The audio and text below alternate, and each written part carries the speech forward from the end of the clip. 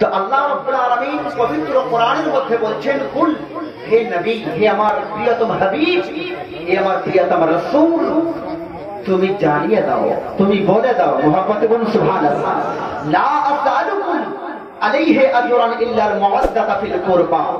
হে নবী, আল্লাহ বলছেন নিজের নবীকে বলছেন জানিয়ে দাও, বলে দাও, কাদেরকে? তোমার উম্মতিদেরকে বলে দাও আল্লাহ তাআলা এই জমিন সৃষ্টি করেছেন কার বদৌলতে? উত্তর দেবেন নবীর জন্য, নবীর ওসিলাতে আসমান তৈরি করেছেন, জমিন তৈরি করেছেন, পাহাড় পর্বত। যদি নবীকে সৃষ্টি না করা হতো এই জগৎকে সৃষ্টি করা হতো না। মুহাম্মদ বলুন সুবহানাল্লাহ। আল্লাহ নবীকে শিখিয়ে দিচ্ছেন, নবী আমার। আল্লাহ রাব্বুল আলামিন বলেন, হে নবী, জানিয়ে দাও, বলে দাও, লা আসআলুকুম, আমি তোমাদের কাছে কিছু চাই না। আমার জন্য আসমান, জমিন, পাহাড়, পর্বত, নদী, নালা, বৃক্ষ যা কিছু সৃষ্টি করেছেন সব আমার বদৌলতে। এর মাওয়াজা, এর বদলা, এর প্রতিশ্রুতি আমি তোমাদের কাছে চাইতে আসিনি, শুধুমাত্র আমার আহলে বাইতের ভালোবাসা কথা ধরে বলছি। একটা জিনিস তোমাদের কাছে বলি, তোমরা আমার আহলে বাইতকে ভালোবাসো, আমার আলদেরকে ভালোবাসো, আমার বংশধরকে ভালোবাসো, আমার আলে পাকের সাথে মহব্বত করো, এটাই আমি তোমাদের কাছে চাই। যদি আমাকে সৃষ্টি করা না হতো, যদি নবী, আমার নবী মুস্তাফা বলছেন, যদি আমাকে সৃষ্টি না করা হতো, লাউহুন ওয়ালা কালামুন ওয়ালা জান্নাতুন ওয়ালা নারুন ওয়ালা সামাউন ওয়ালা আরদুন ওয়ালা শামসুন ওয়ালা কমারুন ওয়ালা জিন্নুন ওয়ালা ইনসুন। মুহাম্মদে বলুন সুবহানাল্লাহ। আসমান তৈরি করতে না, জমিন তৈরি করা হতো না, চন্দ্র সূর্য কিছুই সৃষ্টি করা হতো না, লৌহে মাহফুজকে সৃষ্টি করা হতো না, জান্নাত জাহান্নামকে সৃষ্টি করা হতো না। তাহলে এত কিছু পেলাম কার জন্য?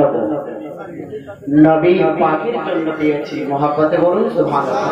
তো সেই নবী আমার বলছেন, আর আহলে বাইতকে ভালোবাসবে, আমার ফাতেমার তওকীর করবে, ইজ্জত করবে, আমার হাসান হোসেনকে ভালোবাসবে, আমার হাসান হোসেনকে ভালোবাসবে, যে হাসান হোসেনকে আমার সিনার সাথে লাগিয়ে রাখতাম, জোরে বলুন সুবহানাল্লাহ, যে হাসান হোসেনকে আমার বুকে জড়িয়ে রাখতাম, আদর করতাম, যে হাসান হোসেন দুঃখ পেলে আমি কষ্ট সহ্য করতে পারতাম না, যে হোসেনের জন্য, যে হাসানের জন্য আমি মেম্বার থেকে মেম্বার ছেড়ে দিয়ে এসে আমার হাসান হোসেনকে করে নিয়েছি, যে হোসেন কান্না করলে আমি হোসেনকে বুকে জড়িয়ে ধরেছি, হাসানকে জড়িয়ে ধরেছি, দুঃখ হতে দেয়নি।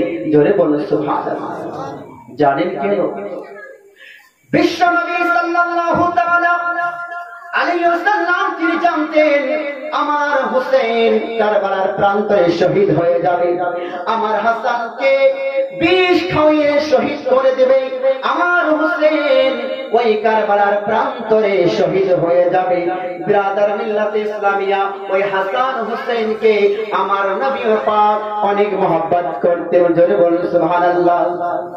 দয়ার নবী মুস্তাফা সাল্লাল্লাহু তাআলা আলাইহি ওয়াসাল্লাম বলেন, ওয়া মাম্মাদ আলা হুব্বি আলি মুহাম্মাদিন সাল্লাল্লাহু তাআলা আলাইহি ওয়াসাল্লাম মাতা মুমিনান। জোরে বলুন সুবহানাল্লাহ। যারা আমার হোসেনকে ভালোবাসলো, আমার হাসানকে ভালোবাসলো, আমার ফাতেমার ইজ্জত করলো, সম্মান করলো, আমার আলিয়া মুর্তাজার সম্মান করলো, হে দুনিয়াবাসী জেনে রাখো, হে মুসলমানরা জেনে রাখো, আমার আহলে বাইতের ভালোবাসা নিয়ে যদি কেউ ইন্তেকাল করে সে ব্যক্তি মুমিনের মর্যাদা পাবে। শুধু তাই নয়, আল্লাহর নবী দু জাহানের বাদশা বলেন, ওয়া মাম্মাতা আলা হুব্বি আলি মুহাম্মাদিন সাল্লাল্লাহু তাআলা আলাইহি ওয়াসাল্লাম মাতা শাহিদা।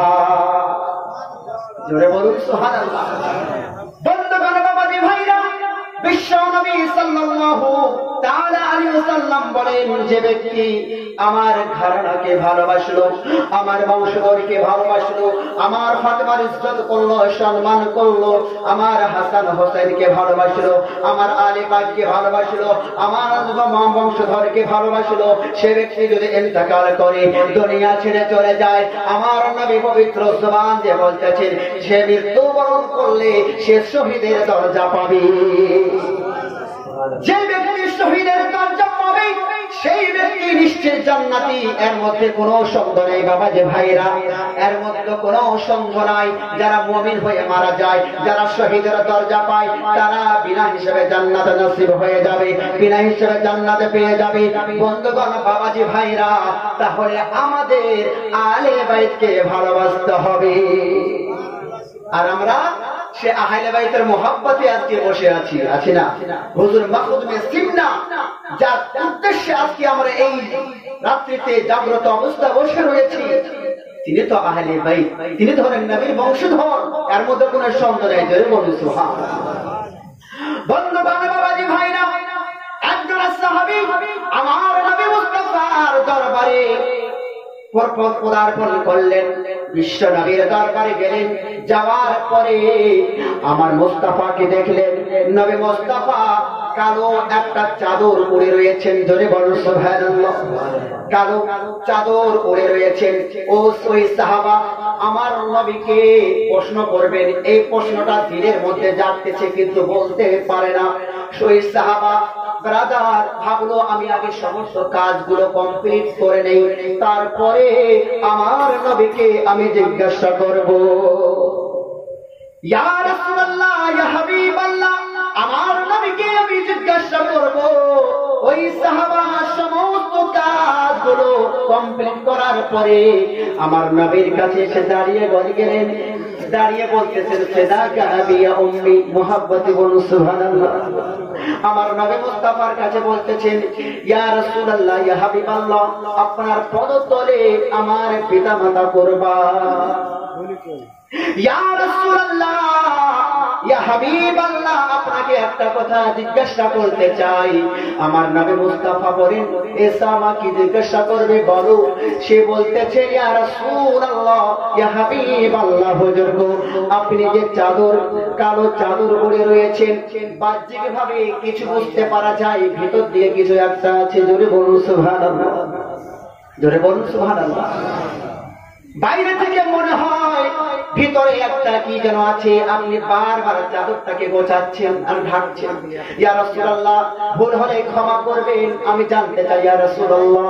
ব্রাদার বন্ধুগণ বাবাজি ভাইরা, আমার বিশ্বনবী মুস্তাফা সাল্লাল্লাহু তাআলা আলাইহি ওয়াসাল্লাম চাদরখানা যেমন খুলে দিলেন, আমার হাসান হোসেন বাবা নবীর সিনা জড়িয়ে যেন রয়েছে। আমার বিশ্বনবী মুস্তাফা হাসান হোসেনকে আদর করতেছেন। বন্ধুগণ বাবাজি ভাইরা, এই মোহাব্বত দেখে ওই সাহাবা উসমা বিন যায়েদ বাবা আর ধৈর্য থামতে পারলেন না। বলে, ইয়া রাসূলুল্লাহ, ইয়া হাবিবাল্লাহ, হুজুর গো, আপনি একবার আপনার ওই নাতি হাসান হোসেনকে আমার কোলে তুলে দিন। এই মোহাব্বত দেখে সে নিজেকে স্থির করতে পারলেন না। বন্ধুগণ, ইয়া রাসূলুল্লাহ, হাসান হোসেনকে আমাকে দেন, আমি একটু আদর করব। বন্ধুগণ বাবাজি ভাইরা, বিশ্ব নবী মুস্তাফা সাল্লাল্লাহু তাআলা আলাইহি ওয়াসাল্লাম হাসান হোসেনকে নওয়াসে রাসূলকে বাবা ওই সাহাবীর হাতে তুলে দিলেন। ওই সাহাবী বুকে জড়িয়ে ধরলো, আদর করতেছেন। আমার নবী মুস্তাফা এই আদর দেখে, সম্মান দেখে, মোহাব্বত দেখে আর বাবা আমার নবী মুস্তাফা হাত তুলে যেন দোয়া করতে লাগলেন, আল্লাহুম্মা ইন্নী উহিব্বুহুমা, এই পরওয়ারদিগারে আলম খাল্লাকে কায়নাত, এরা হলো আমার হাসান হোসেন। জোরে বলুন সুবহানাল্লাহ। এরা হলো আমার হাসান হোসেন, আমি এদেরকে অনেক ভালোবাসি। ফাউহিব্বুহুমা, ইয়া রাব্বুল আলামিন, আপনি আমার হাসান হোসেনকে ভালোবাসেন। জোরে বলুন। আল্লাহর কাছে দোয়া করতেছেন, আমার হাসান হোসেন আমি ভালোবাসি, রব্বুল আলামিন আপনি ভালোবাসেন। আমার হাসান হোসেনকে যে ভালোবাসবে, রব্বুল আলামিন আপনি তাকেও ভালোবাসেন। আমার নবী মুস্তাফা দোয়া করে দিয়েছেন, যদি আহলে বাইতকে যদি কেউ ভালোবাসে, আমার নবী মুস্তাফা তাকে ভালোবাসে, আর নবী মুস্তাফা যাকে ভালোবাসে আল্লাহ তাকে ভালোবাসে। আর আল্লাহর যদি ভালোবাসা একবার হয়ে যায়, একবার যদি আল্লাহকে রাজি করতে পেরে নেন, তাহলে তো আপনার এই দুনিয়া আখিরাত আপনার জন্য একদম কি বলে দুনিয়া আখিরাত আপনার জন্য মূল্যবান, আপনার জন্য একটা কামিয়াব হয়ে গেলেন। আপনাকে জান্নাত যাওয়ার জন্য আর কোনো কেউ বাধা দিতে পারবে না। যদি বলুন সুবহানাল্লাহ। বন্ধুগণ, বাবাজি ভাইরা ও আমার প্রিয় সোনামানিকেরা, আল্লাহর নবী তো জাহানের বাদশা যে হাসান হোসেনের জন্য বলেছেন, হোসেন মিন্নি আনা মিন হোসেইন, হোসেন হলো আমার, আমি হলাম হোসেইনি। হোসেন হলো আমার, হাসান হলো আমার, আমি হলাম হোসেনের যে আমার হোসেনকে ভালোবাসলো। আমি আল্লাহর নবী বলতেছেন আমি তাদেরকে ভালোবাসবো। কত সুন্দর কথা যে হাসান হোসেনকে আমার নবী মুস্তাফা এতই ভালোবেসেছেন যে আপনারা অবাক হয়ে যাবেন। বন্ধুগণ, বাবাজি ভাইরা, এক সময় হযরত হাসান এসে ছোট্টবেলা আমার নবী মুস্তাফার কাছে এসে বলতেছেন, বলতে নানা জান আমি আপনার কাছে একটা জিনিস চাই। বলে কি? একটা হরিণীর বাচ্চা নেব। জোরে বলুন সুবহানাল্লাহ। হরিণীর বাচ্চা নেব। আমার নবী মুস্তাফা আর থেমে থাকতে পারলেন না। হরিণী আমার নবী মুস্তাফার সাথে কথা বলতো। জোরে বলুন সুবহানাল্লাহ। একটা হরিণী নিজের বাচ্চাকে আমার নবীর কাছে সঁপে দিল।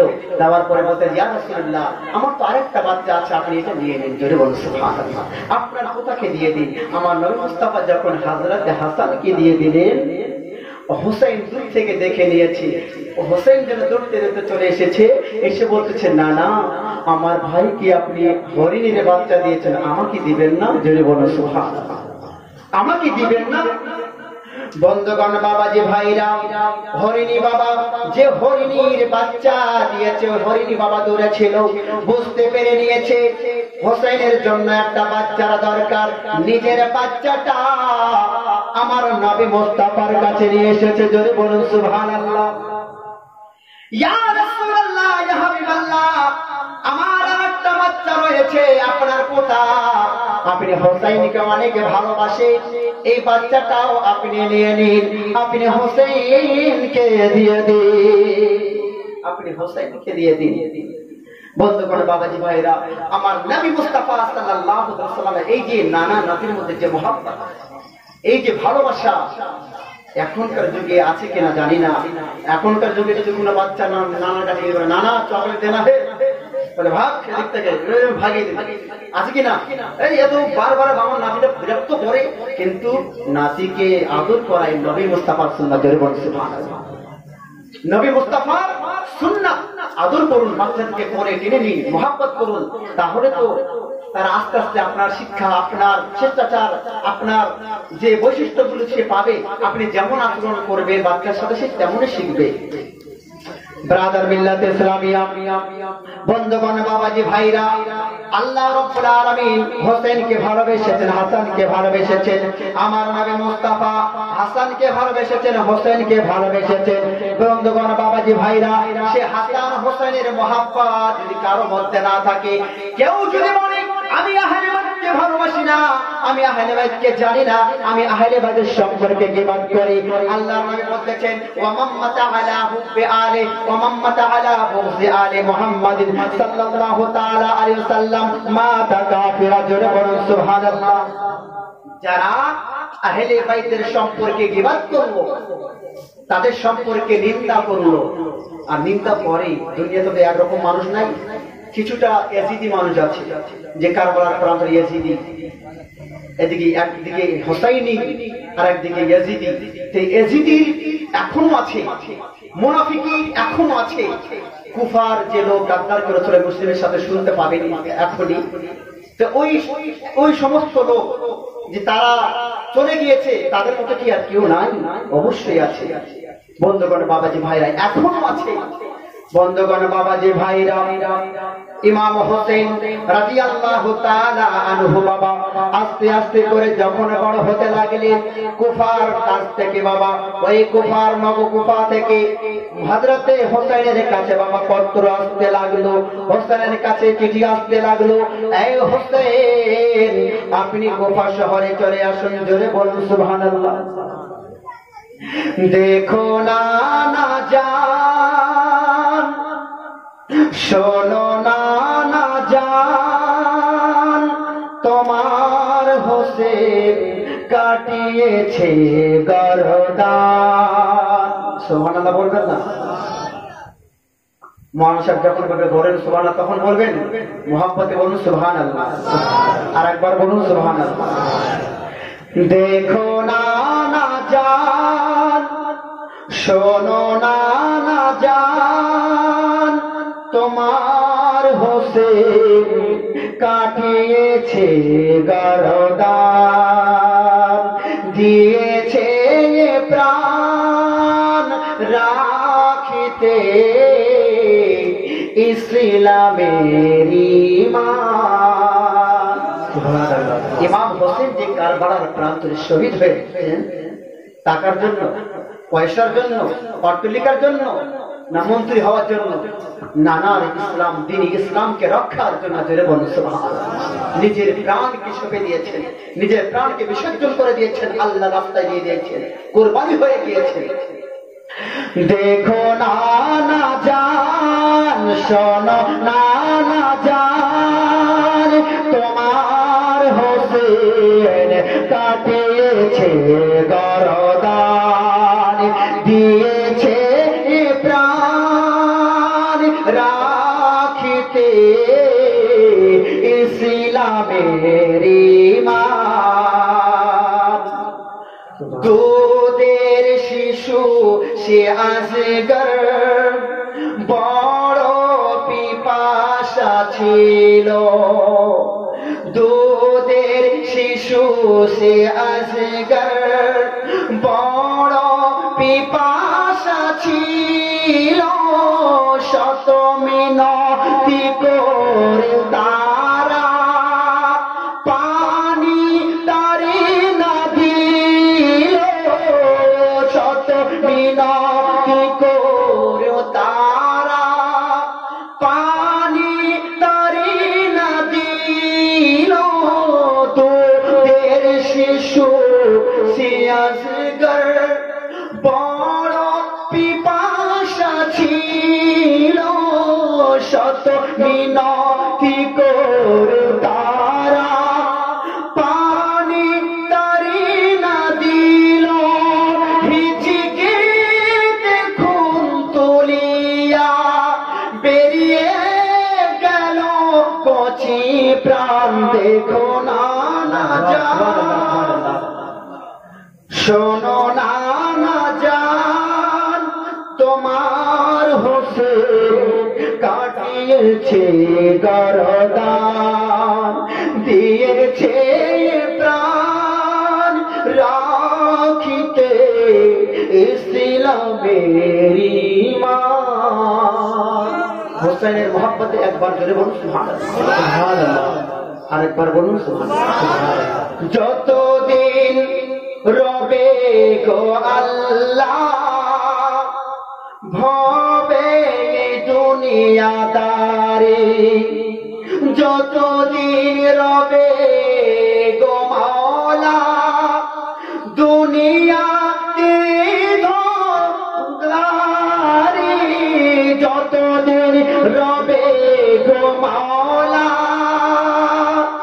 ভবে দুনিয়াদারি, যতদিন রবে গো আল্লাহ ভাবে দুনিয়াদারি, শোকে কারবালা কাঁদিবে যত উম্মত তোমারি, জানাবে শত শ্রদ্ধা হয়েছে যারা শহীদান। দেখো না না জান, শোনো না না জান, তোমার হোসেন কাটিয়েছে গরদান, দিয়েছে প্রাণ রাখিতে ইসলামের ঈমান। বন্ধুগণ, বাবাজি ভাইরা, যখন কুফার কাছ থেকে হোসেনের কাছে চিঠি আসতে লাগলো, একটা দুটা তিনটা চারটা এক করতে করতে শত জন চিঠি আসতে লাগলো। চিঠির মধ্যে লেখা আছে, এই হোসেন, আপনাকে আমরা অনেক ভালোবাসি, আপনাকে অনেক সম্মান করি। আপনি যদি একবার আমাদের কুফা নগরে চলে আসে, আপনাকে আমরা প্রাধান্য দিয়ে দিব, নেতা বানিয়ে দিব, আপনার হাতে হাত দিয়ে আমরা বয়াত গ্রহণ করবো। জোরে বলি সুবহানাল্লাহ।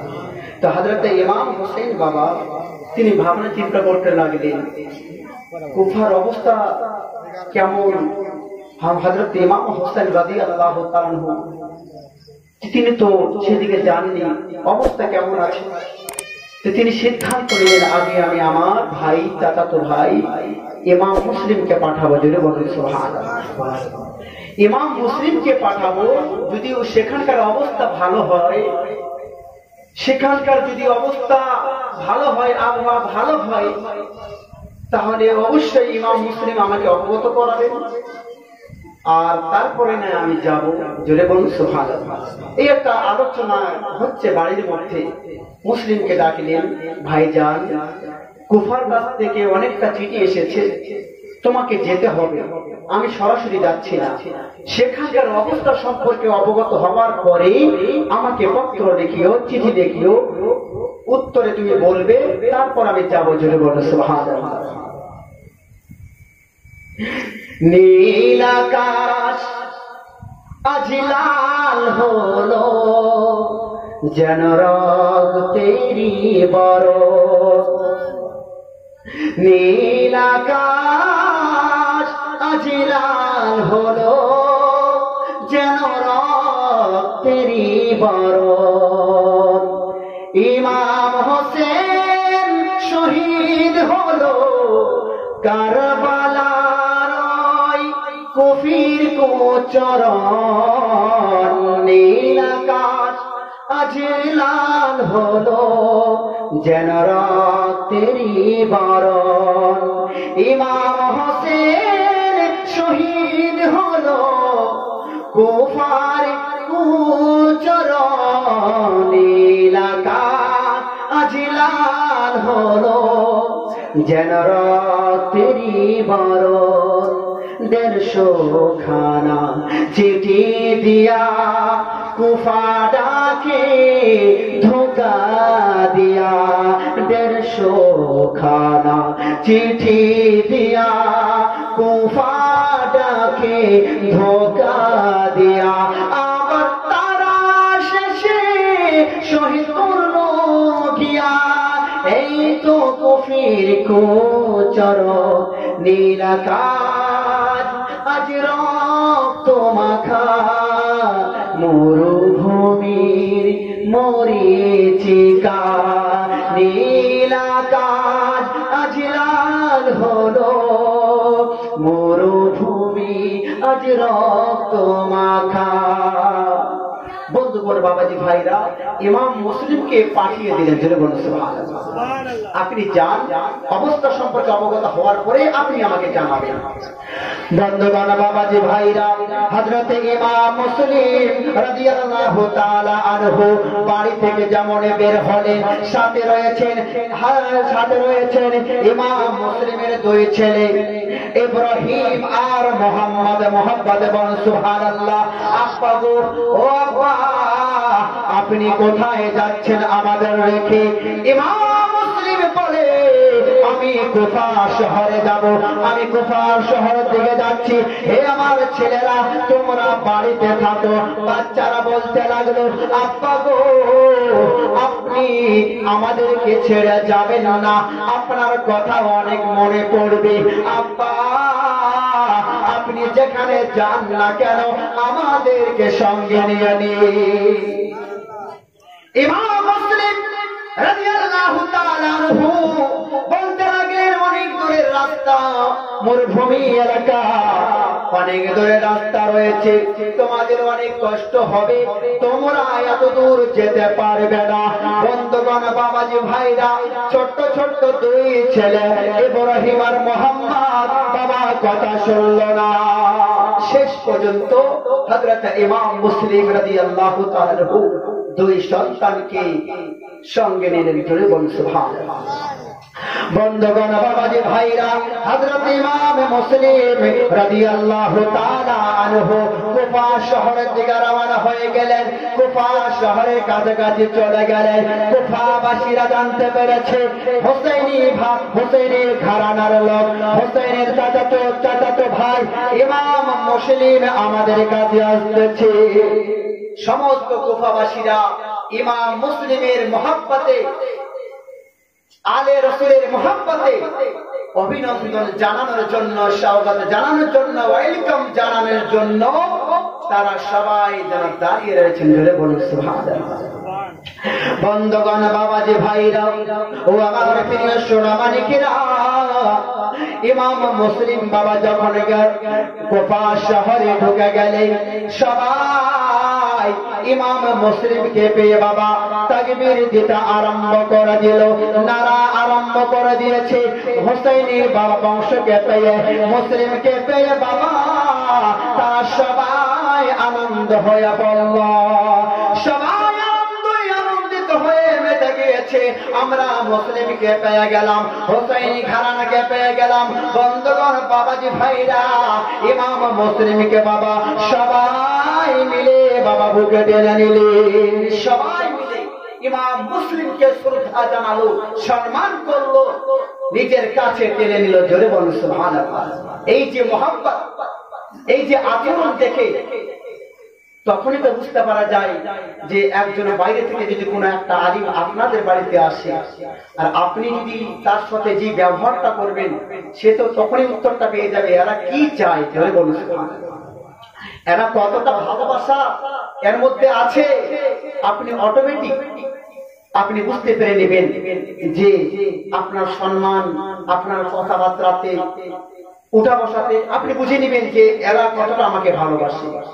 বন্ধুগণ, বাবাজি ভাইরা, কুফাবাসীরা ইমাম মুসলিমকে বাবা এমন আগ্রহের সাথে মুসলিমকে কাছে টেনে নিলেন, মহব্বতের সাথে কাছে টেনে নিলেন। বন্ধুগণ, হযরতে ইমাম মুসলিম এই সম্মান দেখে, এই আদর দেখে মুসলিমের বুক চওড়া হয়ে গেল, আনন্দে আনন্দিত হয়ে গেল। বন্ধুগণ, বাবাজি ভাইরা ও আমার প্রিয় সোনামানিকেরা, ইমাম মুসলিম বাবা বায়াত করাতে লেগে গেলেন। অনেকে বাবা বায়াত গ্রহণ করলো।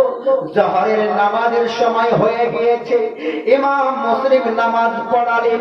নামাজ পড়ানোর পরে